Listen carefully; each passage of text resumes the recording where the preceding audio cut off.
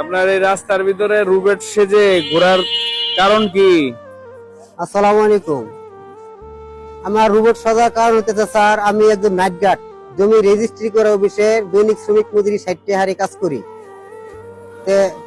60 হারে কাজ করতেছি, একটা রোবটের মতোই। 2007-এর পর থেকে আর আমাদের কোনো বেতন বাড়া নাই। তাহলে যদি একটা রোবট হয়, ওই রোবটের মধ্যে তো চার্জের প্রয়োজন পড়ে, চার্জ, কারেন্ট চার্জ হোক কিংবা ব্যাটারি লাগাতে হোক, বছরে বছর লাগাতে হয়। আমাদেরকে 2007 থেকে যে ওই 60 আর চার্জ বইরে দিছে, এই চার্জ আর শেষ হইতেছে না। বর্তমানে যারা অন্তর্বর্তী সরকার আছে, ওদেরকে আমি আমার যে বিষয়টা আমি তাদেরকে জানাইতেছি, ওনারা 2025 সালে যে বৈশাখী মেলা যে একটা নতুন দৈনিক শ্রমিক মজুরি যে গেজেট তৈরি করতেছে, আমাদেরকে যেন ওই গেজেট অনুযায়ী যে আমাদেরকেও রাখা হয়।